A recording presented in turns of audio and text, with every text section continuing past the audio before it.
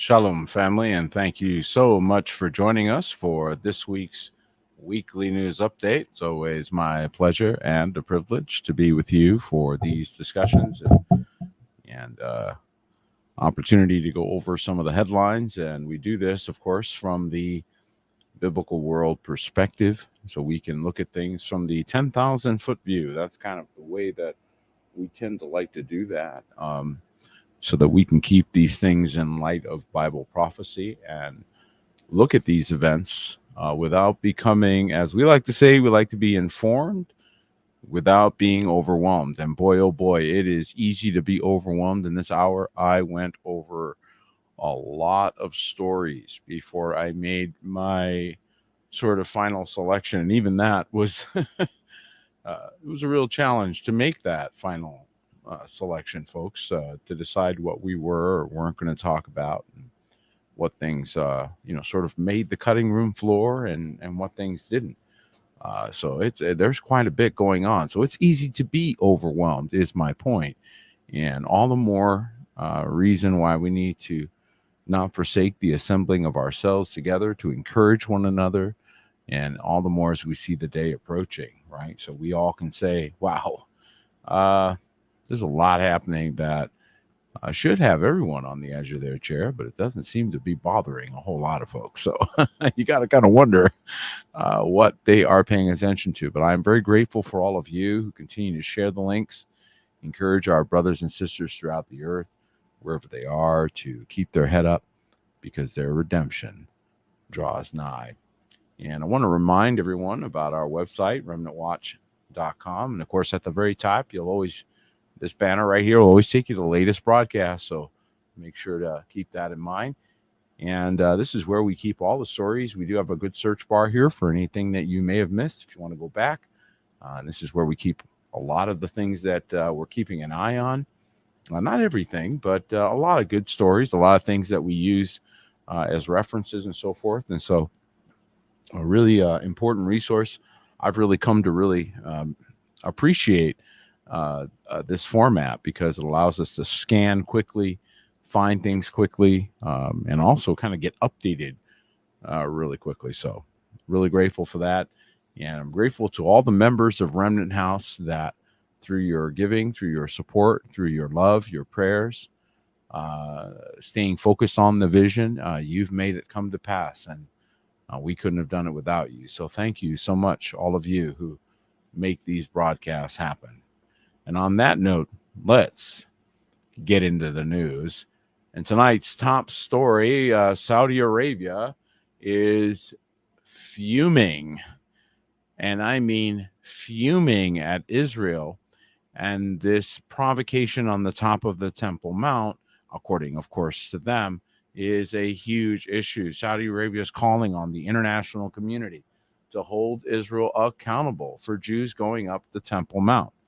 And you may not think much of this. You may say, oh, it's just another country over there objecting to what things that the Jews are doing and so forth. But Saudi Arabia is host to two of the three most important sites in Islam. Mecca and Medina both are in Saudi Arabia. So this is not a light matter. Saudi Arabia's statement came after Sunday's report that National Security Minister Itamar Ben-Gvir arrived at the Temple Mount entrance with an entourage. And of course, things have been changing on the Temple Mount. Saudi Arabia's foreign ministry called on the international community, particularly the UN Security Council, to hold Israel accountable. So this is, again, another provocation. And remember that we are watching the slow build up to massive levels of conflict that we knew. I mean, we knew these things were coming. We aren't surprised by them. Nevertheless, the way that they may manifest, the way that we see them actually manifest, is another matter altogether. And Saudi Arabia is no small factor in the world scene. If you are aware of it, Saudi Arabia basically controls OPEC. OPEC is the countries that sell oil. And this has been the oil dollar, if you will, has been what the American dollar built itself on, was oil as a backing.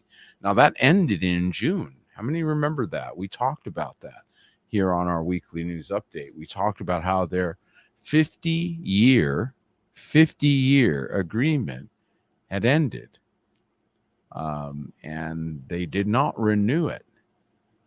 So this does portend some things that are changing in the world. And as a matter of fact, Wall Street and tech royalty were basically summoned to Saudi Arabia. Even though there's a war going on in the Middle East, they were still summoned, which is quite interesting. Saudi Arabia will host the biggest names in finance and technology. Notice how kindly they say that. They will host them this coming week in a test of investor appetite for the kingdom's ambition of transforming itself into a global hub at a time of widening regional conflict.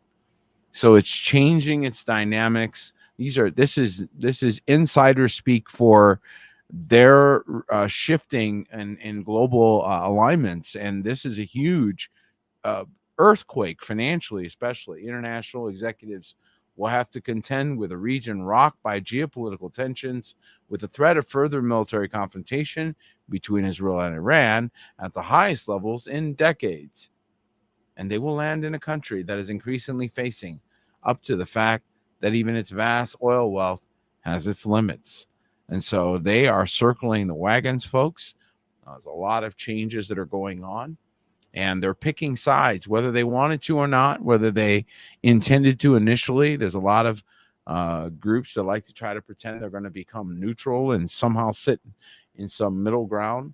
But that middle ground seems to be evaporating quickly. You're either with or you're not. As Messiah said, he that you either gather with him or you scatter. Okay, or you scatter. And so the world is being divided. And it's not a pretty line that it's being divided on. And of course, we see this continuing war going on in the Middle East. Lebanon surveys damage after an Israeli airstrike on Hezbollah-linked bank. And so, again, it doesn't necessarily have to be a military target. Here, the Israeli fighters' jets struck dozens of targets in Beirut and other areas of southern Lebanon overnight, including branches of a bank. And all they had to do is be accused of holding the funds used by, and they didn't care how many other people they affected by this action, because everything is justified in war. And this, my friends, is what you really should wisen up to quickly, because if the region that you're in, and I don't know where you're listening to me, and we have friends all over the earth, and so if the region you're in is stoking up for war, you need to understand that it doesn't come in like it shows in the movies where it's all, way off in the distance. No, it gets close, it gets brutal. And the war fever is kind of like a group mentality, like a mob mentality. And even people that are not in the war will suddenly start acting very odd and very aggressively and abusively, because there's no one coming to hold them accountable. You can't dial 911 like you used to. All civility has been thrown to the wind. This is a very dangerous time. And so that's what makes anyone that's in any of these fringe areas even very dangerous. Look at Beirut, of course. Israel strikes Hezbollah naval base in Beirut as Iran rallies Gulf Arab nations. So IDF's attack was followed by a Hezbollah missile strike on central Israel. So this isn't ending at all. Now they're starting to finally get the back and forth that they were trying to get. We watched this, guys, for a year.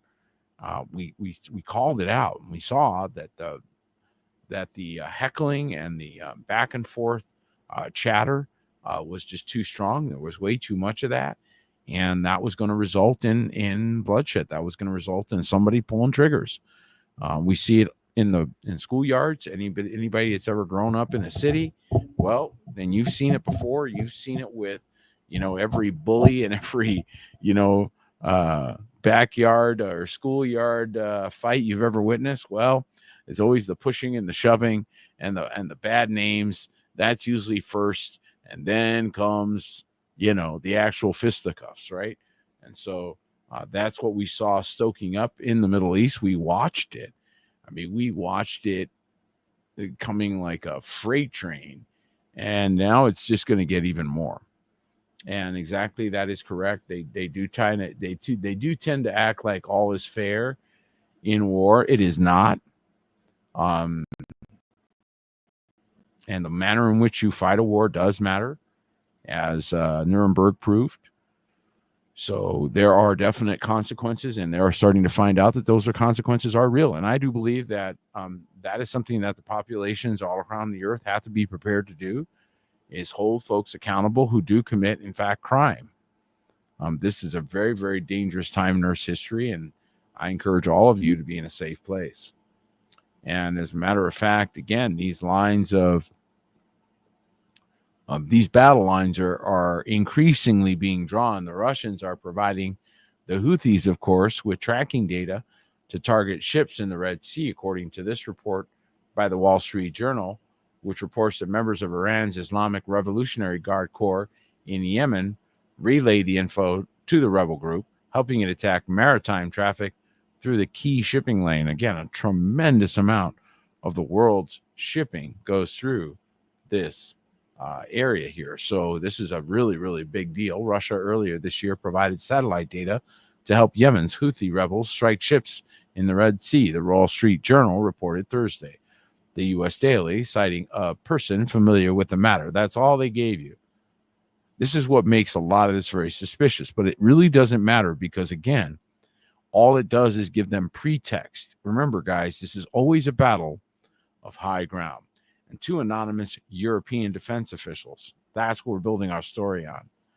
A person familiar with the matter and two anonymous European defense officials reported that the data was transmitted by the members of Iran's Islamic Revolutionary Guard Corps. Doesn't mean that it isn't true. It just really stinks, this kind of really poor level of journalism that we've settled for. We've become accustomed to. This was unacceptable as we were growing up. Just so you guys have a comparative, this story wouldn't have made it past most editors' desks.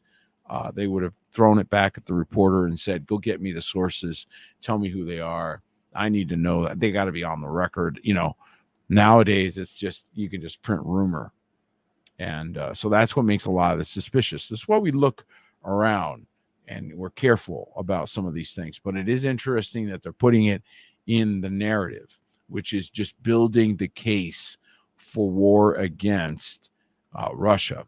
And again, this is the proxy fights that then become the major fights. And you're seeing how they're stoking this up. I mean, you're watching this little bit become a big bit, this little fight become a big fight, and that's how it happens. Okay, so folks, here we go. They're stoking up World War III.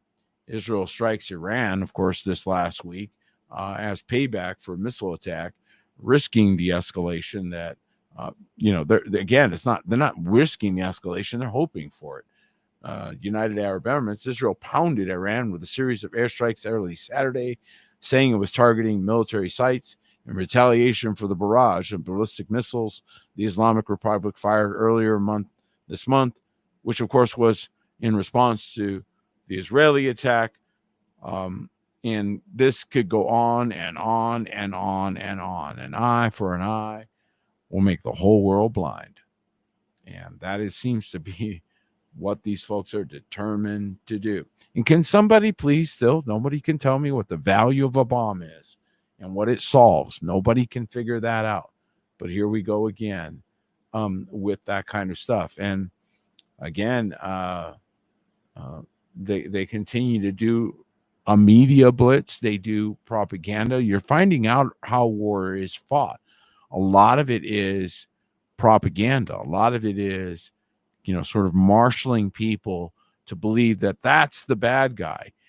The problem is that we've gone through years of now realizing just how fake much of the news is. So, and it's not working the same as it once did, not politically, You can't go out and just call people names anymore and get away with it.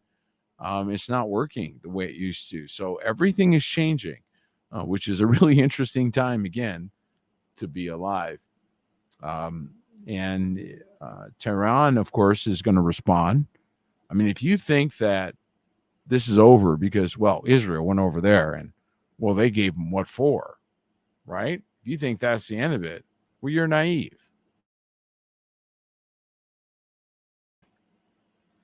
Tehran vows no limits on its revenge after dozens of Israeli fighter jets strike up to 20 key military sites across the country. So Iran vowed revenge yesterday after Israel's blitz on Tehran destroyed up to 20 key military sites. Interesting, by the way, the word blitz comes from blitzkrieg, which is a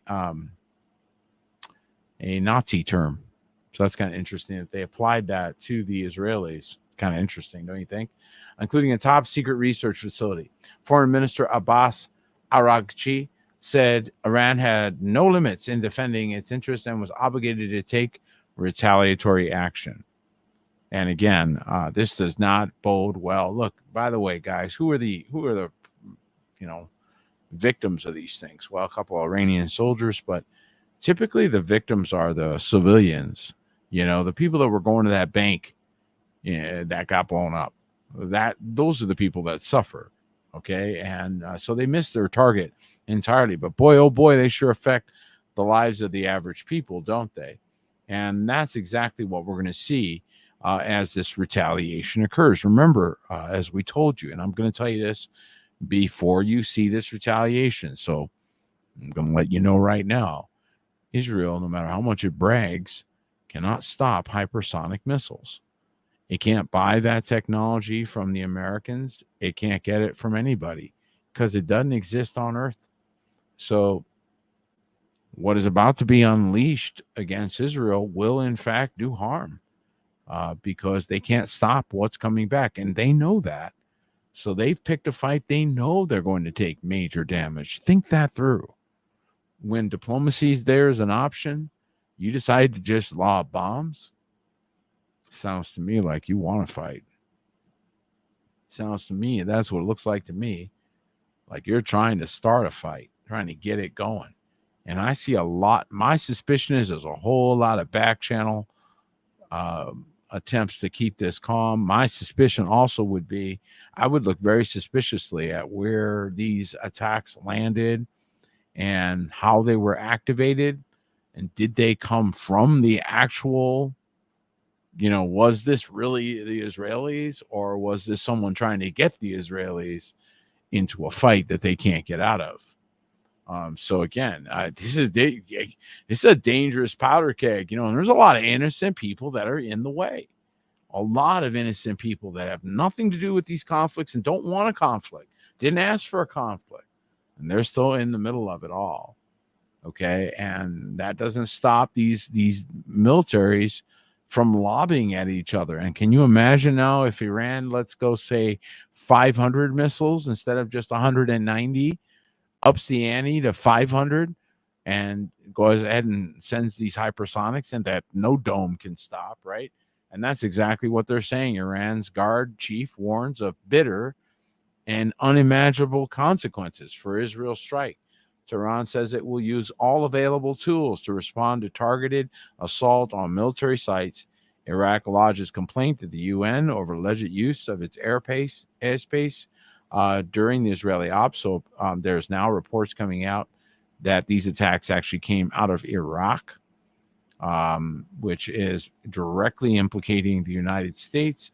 The head of Iran's Islamic Revolutionary Guard Corps said Monday that Israel had failed to achieve its ominous goals with its Saturday strikes on Iranian military sites. So if their intention was, we're going to hit them and they're going to stop, well, not based on this rhetoric. Hossein Salami, quoted by the Sazni news agency, said the Israeli attack, which came in retaliation for Iran's October 1st ballistic missile barrage on the country, was a sign of miscalculation and helplessness as Israel battles the Iran-backed Hezbollah terror group in Lebanon and Hamas in Gaza. Now,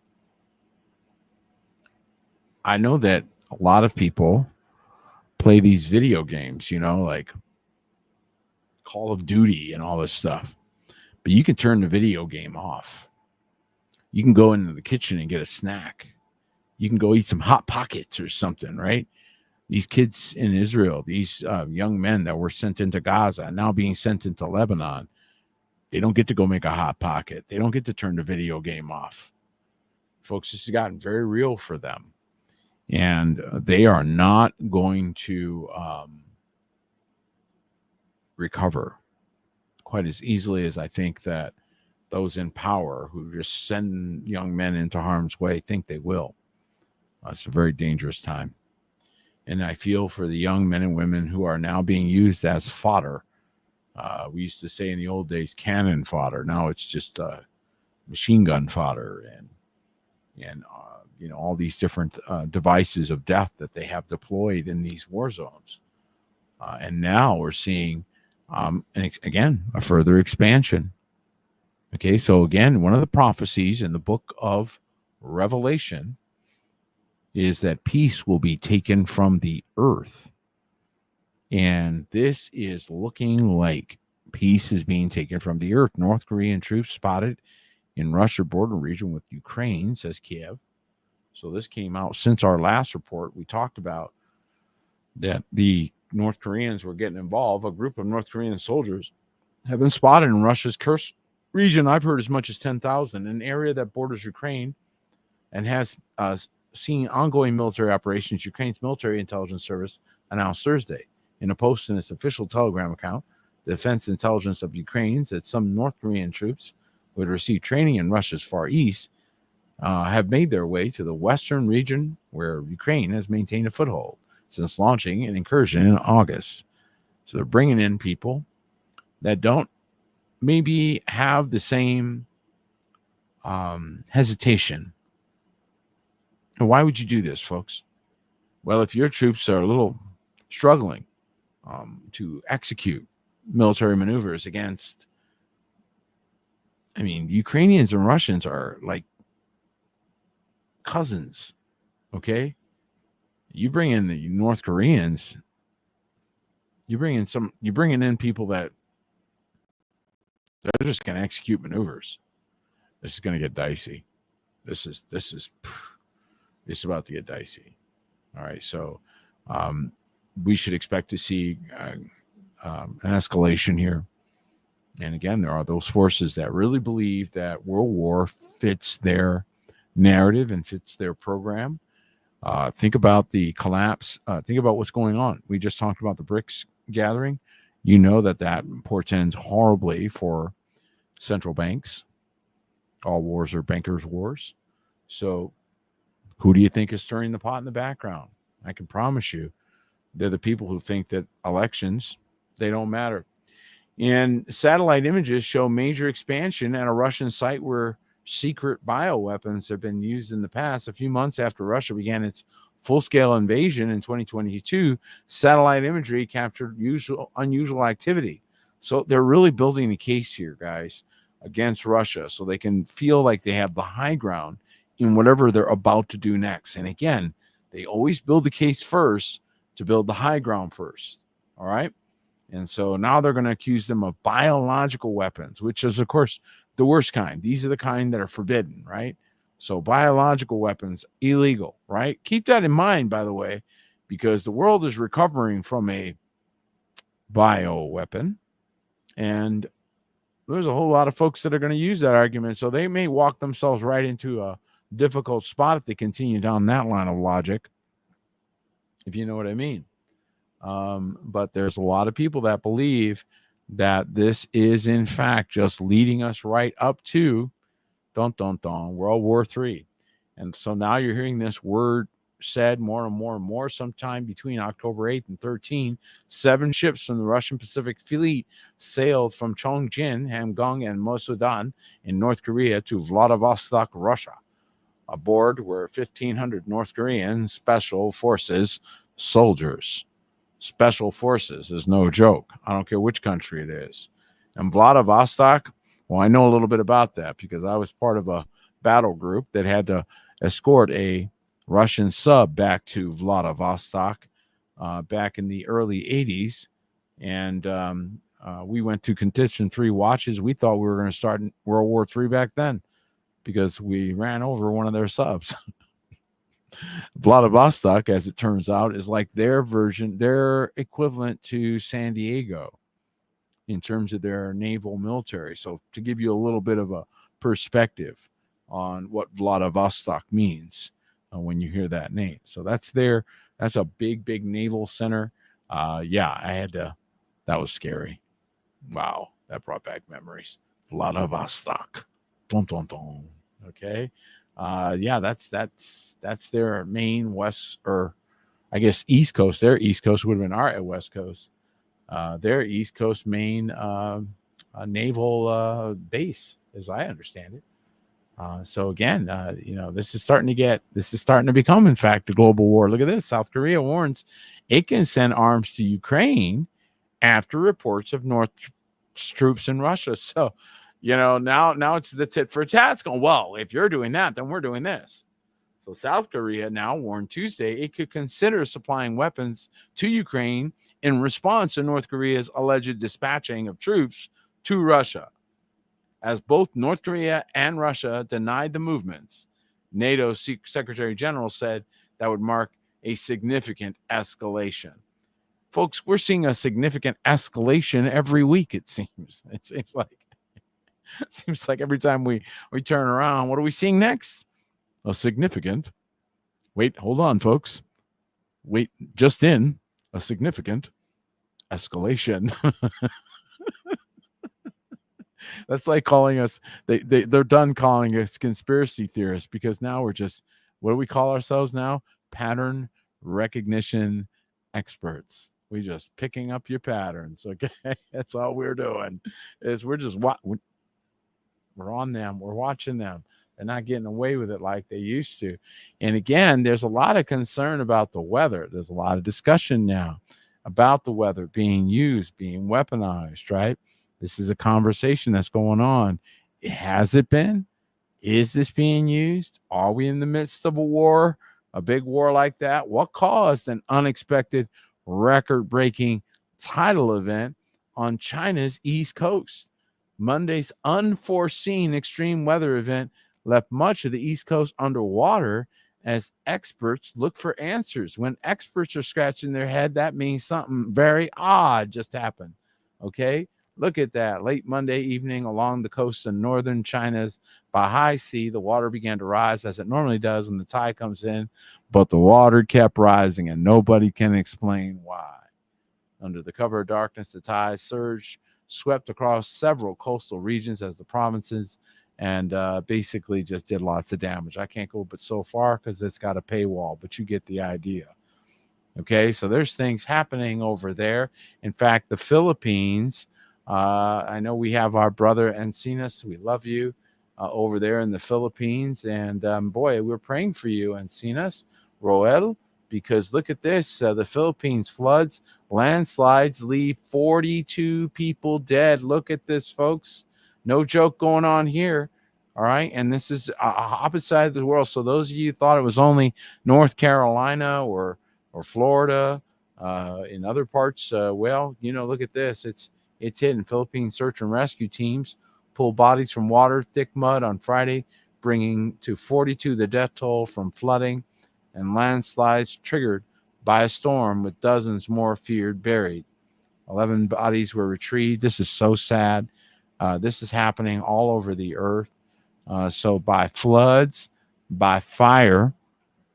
Many of you are aware, I had to check in on one of our sisters, my dear sister Carol, who I love very much, and she is in New Jersey.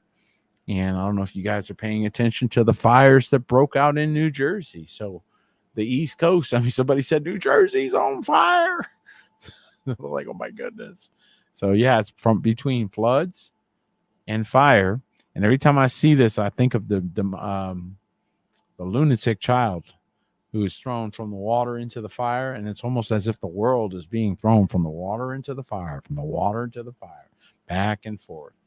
All right. And a lot of things are being destroyed in the process. And that's a very sad thing. But don't worry, because I'm sure that the government, they gonna fix everything, because everything gonna be just fine. Because don't worry, the government is coming to help you. Just as soon as they find the $41 billion that they misplaced.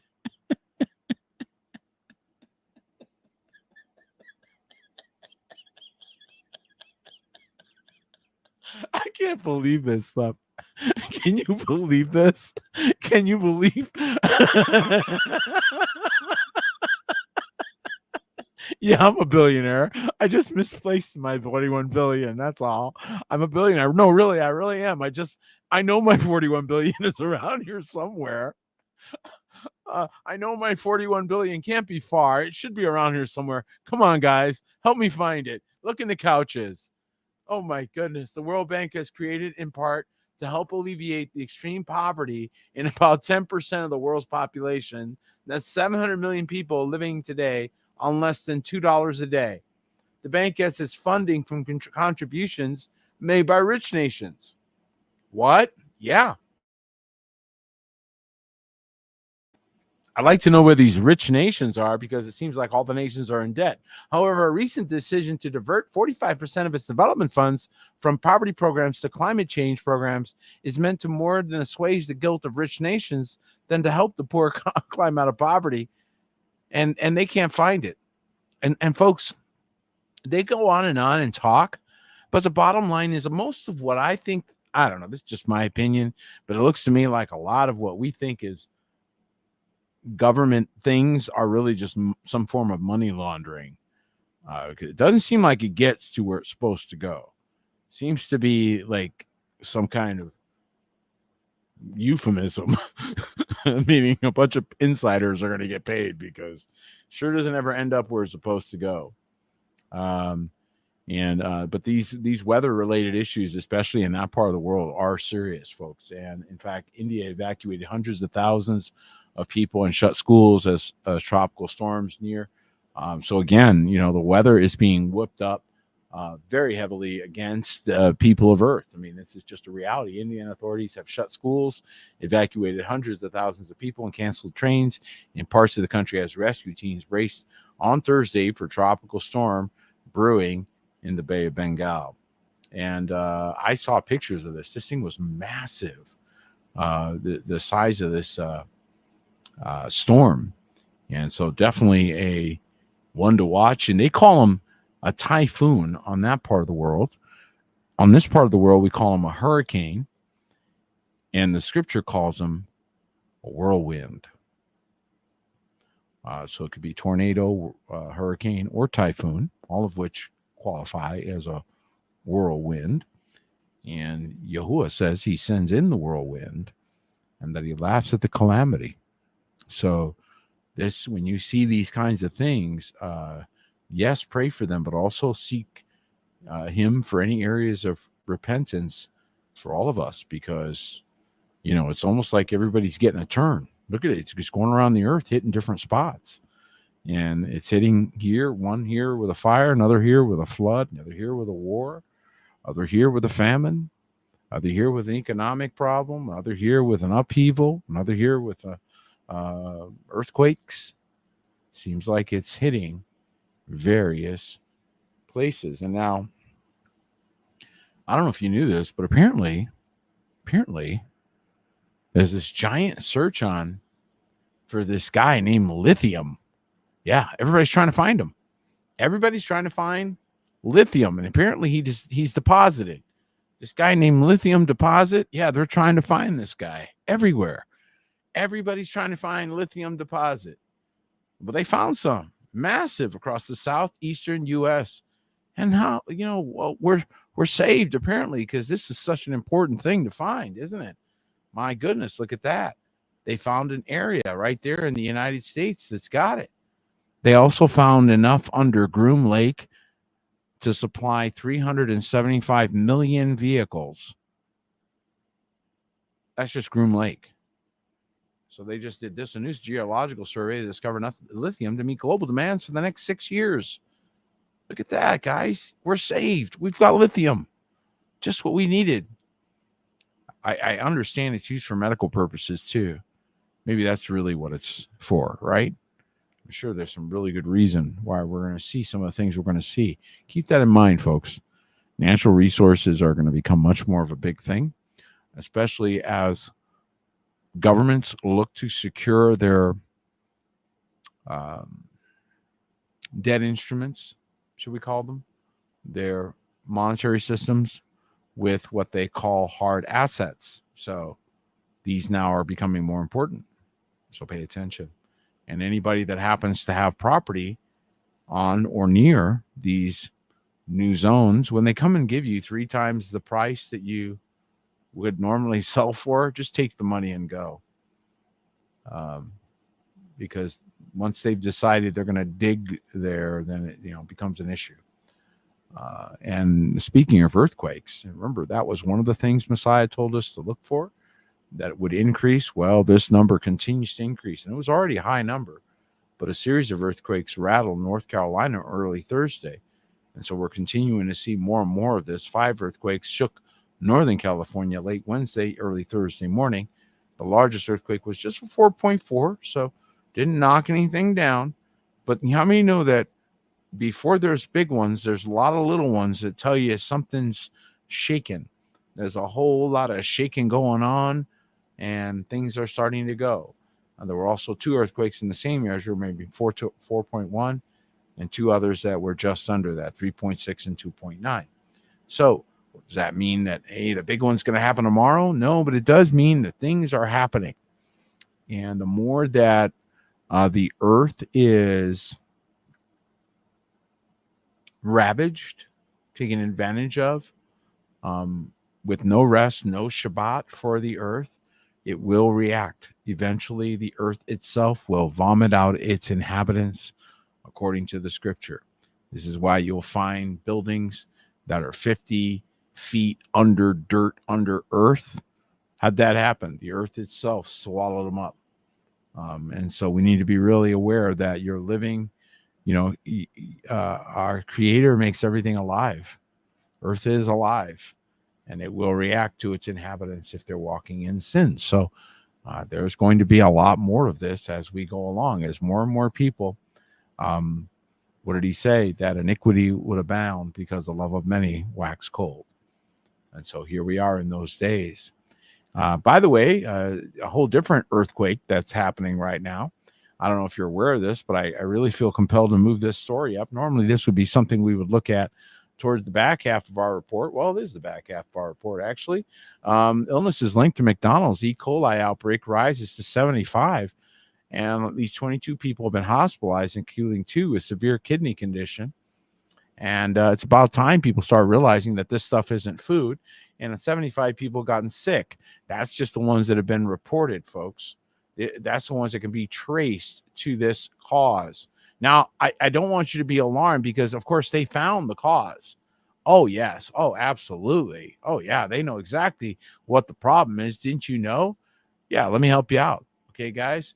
McDonald's E. coli outbreak leads Burger King, KFC, and Pizza Hut to remove onions from some locations. So it's the onions. Are you guys catching this? It ain't everything else on that burger. It's about the only thing left on the burger that is actually like natural would be onions, maybe the tomato and the lettuce. The rest is bioengineered. And there's the problem. There's the problem, folks. It's the onions. Absolutely. Without a question, that's our problem. Let's get those darn onions. Amid a deadly E. coli outbreak linked to McDonald's quarter pounders, couldn't be the meat, couldn't be anything else, got to be the onions. Burger King and Yum Brands are pulling fresh onions because can't be anything else. It's got to be the onions. Everybody get on board with it's the onions. Get on board. It's the onions. Everybody. Okay. Yum is yanking the topping from some KFC, Pizza Hut, and Taco Bell locations out of an abundance of caution. You want an abundance of caution? Just don't eat this stuff, folks. Out of an abundance of caution, I recommend none of you eat fast food. The end. Have a nice day. Out of an abundance of caution. Of course. Of course. I mean, naturally. I just thought that was wild. I just thought I'd stick that in there because I didn't want to miss that one.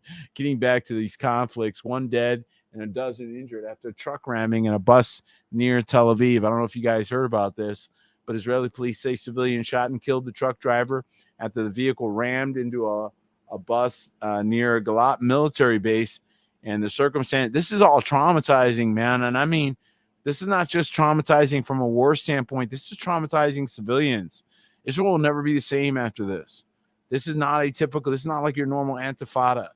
Okay, 1 person was killed, and Israel's emergency services were treating dozens of casualties after a truck rammed into a bus as it was dropping off passengers at a bus stop near the military base north of Tel Aviv on Sunday morning. So, you're talking about trauma. I'm really concerned about that, guys. Keep praying for our friends over there, those that are believers in Mashiach, who are caught in the middle of that. And let me let you know, man, it's very traumatizing. The food scare thing continues to happen. I want to make sure I get this report in. So, that salmon that you guys went down to River Costco to pull out, you guys remember? Come on, Scott and Heidi, you guys are pro fishermen. You pull that salmon right out of River Costco, don't you? Bro, for those of you that have been shopping at River Costco, your salmon is suspicious. They've recalled over listeria concerns. So it sounds like they pick on one thing or another. Kirkland smoked salmon, latest product recalled at Costco over amid listeria concerns. There's a lot more concerns about packaged salmon than just listeria, but I digress. Another product sold at Costco has been recalled due to listeria concerns, the latest in a series of items flagged by the wholesale club over possible contamination by the potential deadly bacteria in recent weeks. Let me ask you guys a question. What do you think the chances are that they're getting their salmon from a different place than, I don't know, Sam's Club, right? But look at the one that they're picking on. They're picking on Costco, who may not be in on the same things as the Walmart Corporation might be in on. This is really interesting. This war is multidimensional, guys. It is beyond just, if it's a concern about salmon having listeria, wouldn't you want to get anybody who packaged it? Because I'm pretty sure it wasn't just one company packaging that, right?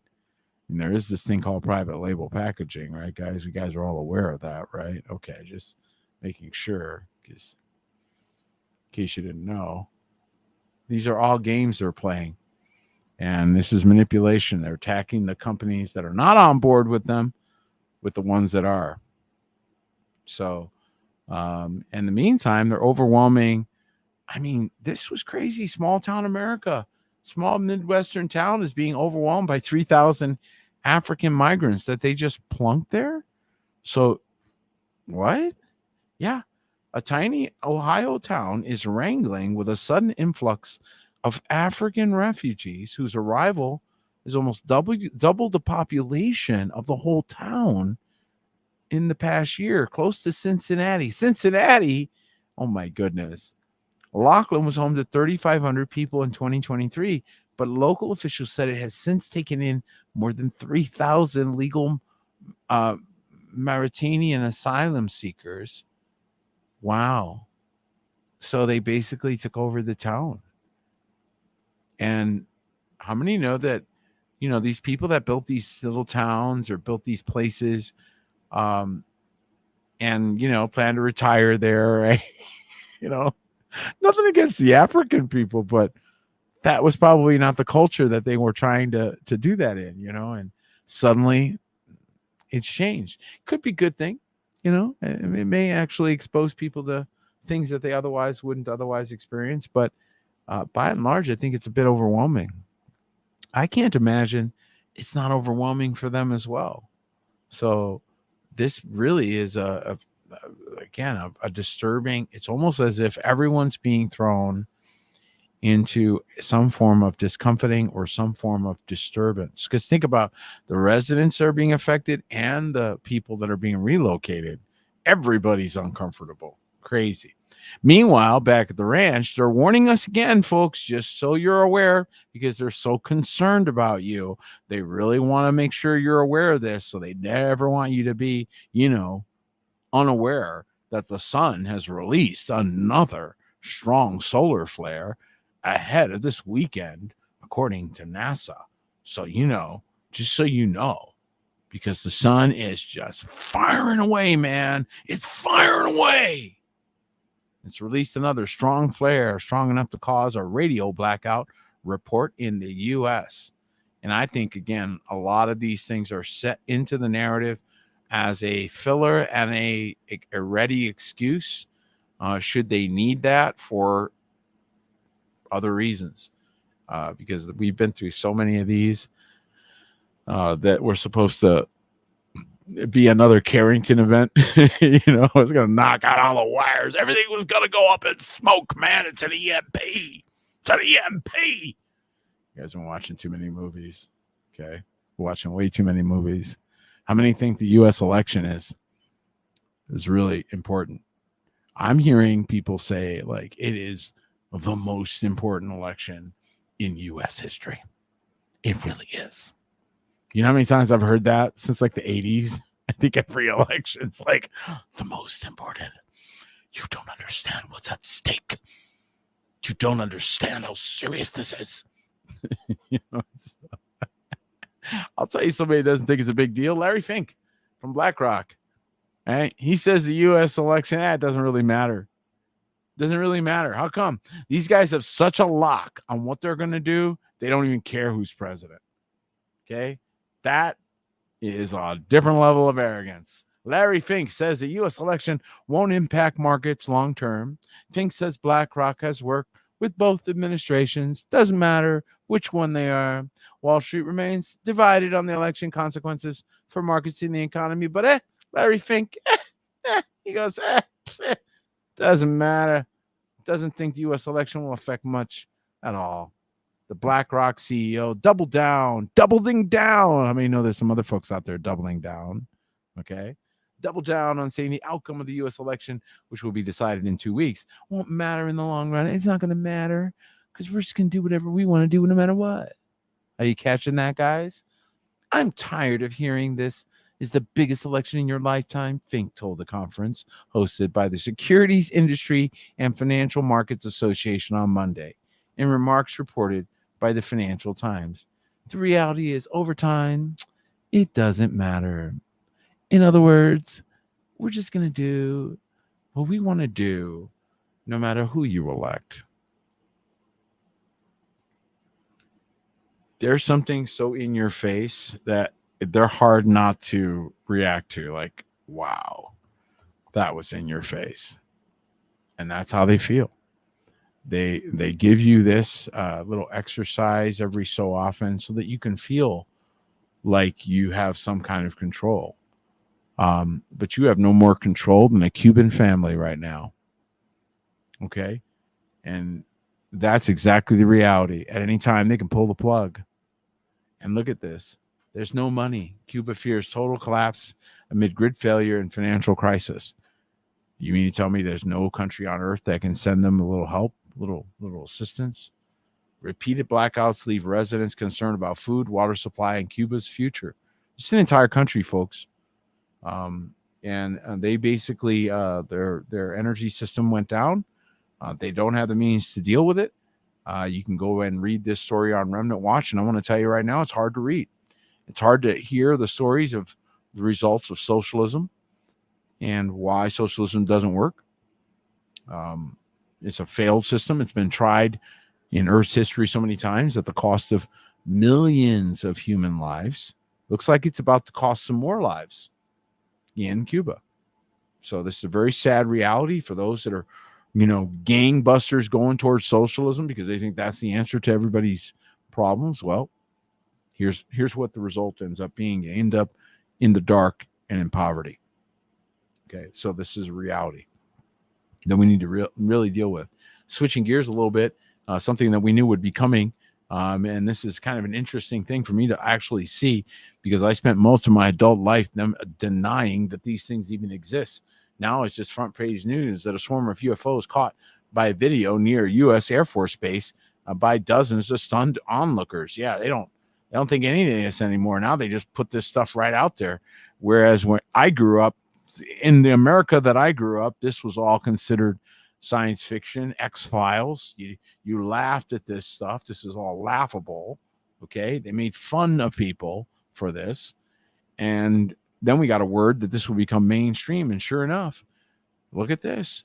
I'm literally stunned at some of these reports that I see where they're publishing swarms of UFO. The Air Force Base in Indiana has become the latest hotspot in mysterious UFOs after residents spotted swarms of fast-moving, glowing orbs in the skies. Dozens of people in Kokomo, which is just 13 miles south of Grissom Joint Air Reserve Base, reported seeing hovering, flickering lights that vanished into thin air. It's becoming commonplace to see this reported.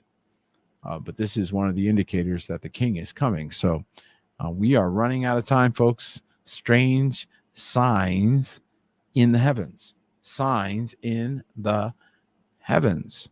I'll tell you another sign that I think is disturbing is this parental disconnection. They've gotten to the point where, look at this, guys. This. I don't know. I didn't even know what to make of this. Somebody tell me what you think. I really, really would love your input. This is here in Arizona. Parents are sending kids in driverless taxis because they don't trust humans.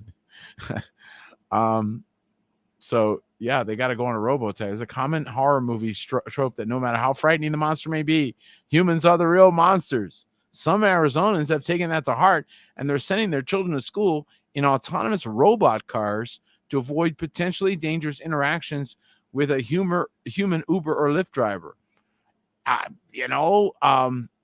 There's some parts of that kind of make sense, right?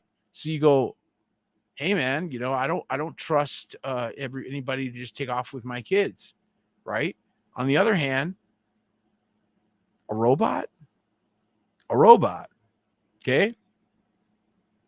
And this kind of stuff is really, really baffling. Speaking of baffling, I want to get this in because I know a lot of parents are unaware of this, and I want to make sure that you're all aware of this. Not too long ago, this was something that we dealt with here. There were kids playing this game called Fortnite. I don't know if you're familiar with this game called Fortnite. Okay, well, it seems innocent enough until we dig a little deeper. And when your parents, by the way, you children, when your parents get a discernment on a video game or a video or a movie or something and tell you, something wrong with that thing, you need to pay attention because your parents have discernment. Fortnite faces backlash over a new feature, which is allowing players to sell their soul. Look at this, guys, in a video game to revive their teammates. Yeah, that's part of the game now. Fortnite players are expressing concern over a new feature that lets players sell their soul to this dude sitting on a throne. The picture that we had was him sitting on a throne, and that's the new Fortnite game edition. So if you are a parent out there letting your children play these games, you may regret that. So just to encourage you to be wise about that in this hour. And if you think, oh, it's no big deal, Peter, it's just a game, you're making a big deal out of AI and video games, and these things don't matter that much. It's not that big a deal, Peter. You're making too big a deal out of it. It's not. Kids are just having fun, Peter. They're just having fun. It's no big deal. Wait, what? What? Boy 14 fell in love with Game of Thrones chatbot, then killed himself over the AI app who told him to come home to her.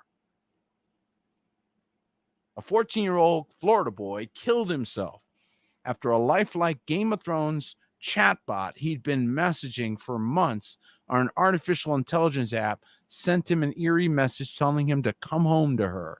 A new lawsuit filed by his grief-stricken mom claims. Can you believe this, folks?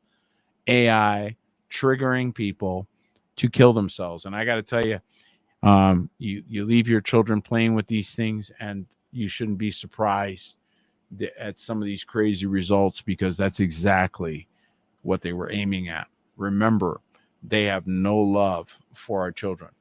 They have no love for you. And this is just a heartbreaking and very wicked utilization of technology that directly affected a life and directly affected a family. So no children have any business. And I hope my son and my grandchildren hear this. No business playing Fortnite. It is evil. It is demonic. It has no business in the house of any believer. The end. I think that is just about as clear as you can get. And so lastly, I want to finish off with a story. We prayed for rain here in New Mexico, or I'm sorry, in Arizona. We're just on the border of New Mexico. And we got gentle rain, and we're very grateful for that. We did get a little bit of wind, and wow, that was kind of an interesting experience. And but it was nothing like went on to Roswell, New Mexico, and they're finally starting to remark at this record-breaking rainfall. Strands a Roswell family on porch as house turns to river. Everything we own is gone. A back wall of the house pretty sure fell in. The car floated away. The inside of the house was a river. I mean, they got rain. Okay, they got some water. They got wet. These things are real. This was not very far from us. I'm sorry, that video is not playing. This was not far from us. Footage captured Roswell residents. Many of them didn't expect. I mean, it doesn't rain very often in this part of the world, folks. Just doesn't rain that often. Certainly not like this. Saturday night storms repeatedly pummeled the same areas, dumping up to 3 inches of rain per hour. Numerous roads in Roswell remain closed Monday after the town's astonishing amount of rainfall, equivalent to half a year's worth in just a single weekend. So it's all over the earth. We're seeing these record rainfalls, record events, catastrophic damage. And so again, it continues to portend the days that we're in. This is exactly what we would have expected to see as we read through what is described as Earth's worst days.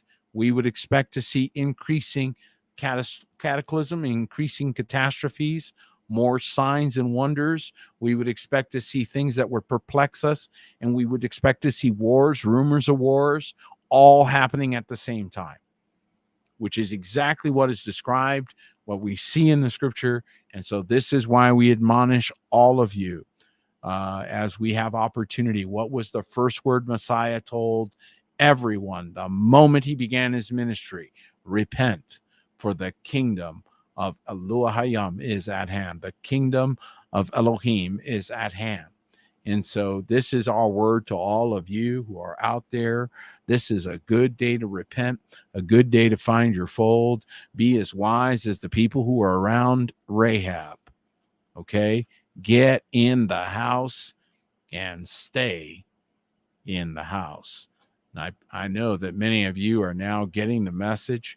You're starting to understand just how serious he is about these things. And I pray that you are becoming the vessel that you are called to be in this hour. Well, that's it for tonight. That's the end of our report. I pray that it has been a barakah to you. Thank you to every one of you who like and share the report. It has helped it grow, and our prayers that it's been an encouragement to you wherever you are. Well, that's it for tonight. Thank you so much for joining us. May Elohim Baruch each and every one of you. Good night.